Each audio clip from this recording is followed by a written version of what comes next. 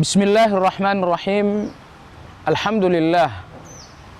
Wassalatu wassalamu ala Rasulillah wa ala alihi wa ashabihi wa man ihtada bihadyihi wa man walah.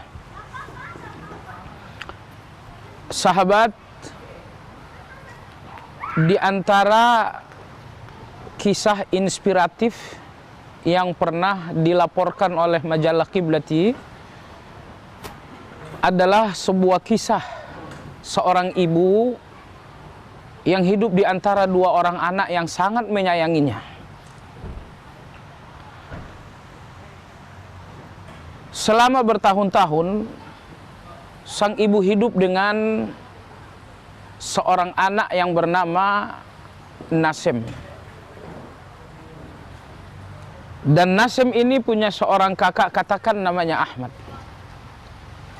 Akan tetapi sang ibu lebih memilih hidup bersama anaknya Nasim, karena si kakak ingin memiliki juga kemuliaan menjaga dan merawat seorang ibu.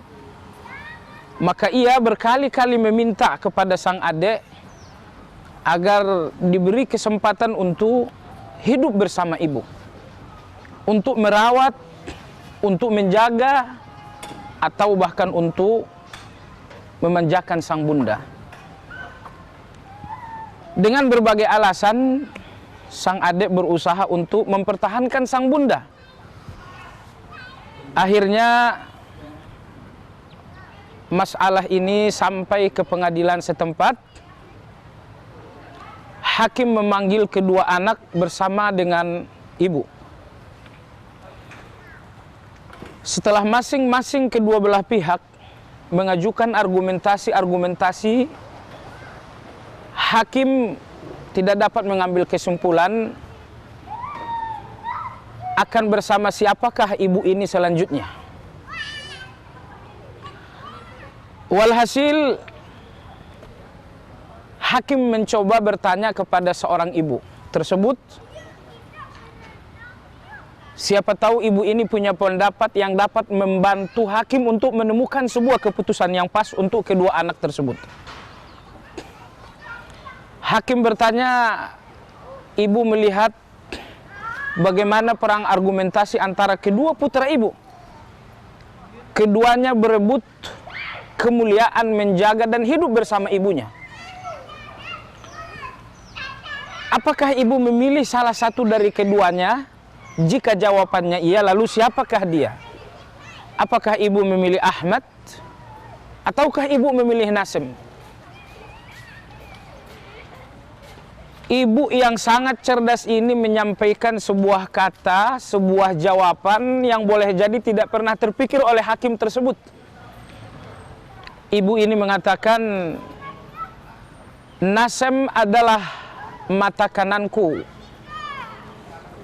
kakaknya Ahmad adalah mata kiriku, dan aku hanya bisa melihat dengan kedua mataku. Hakim semakin bingung, namun kesimpulan hakim memutuskan agar Ummu Nasim dan Ummu Ahmad tinggal dan hidup bersama anaknya Ahmad. Sahabat, ini hanya sepenggal kisah nyata yang ada di zaman ini dan di tengah-tengah kita untuk menginspirasi orang-orang yang berpikir agar hidup bangga bersama dengan seorang ibu. Tidak ada yang paling memahami jiwa orang tua dan ibu secara khusus kecuali Allah Subhanahu wa Ta'ala. Karena Allah lah yang telah memilihnya menjadi jalan kehidupan bagi anak-anaknya. Oleh sebab itu Allah Subhanahu wa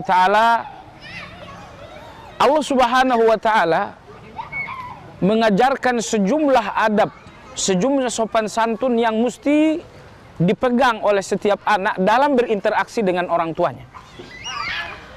Maka dalam surat Luqman ketika Allah Subhanahu wa taala membimbing dan mendidik anak-anak untuk orang tuanya, Allah Subhanahu wa taala berfirman, "Wa wassaynal insana biwalidayhi."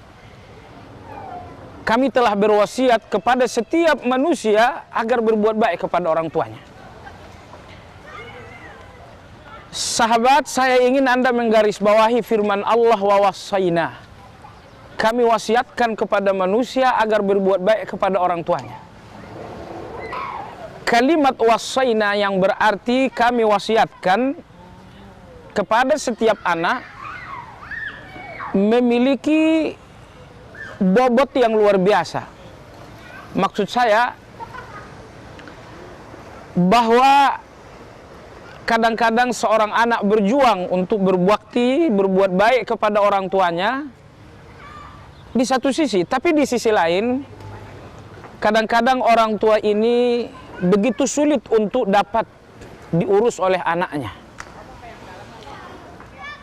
Kalau kenyataan seperti ini harus dialami oleh siapapun di antara kita, maka ingat satu hal, bahwa kebaktian, kebaikan seorang anak kepada ibunya bukan disebabkan karena kebaikan ibu dan karena ibu mengerti keadaan anak,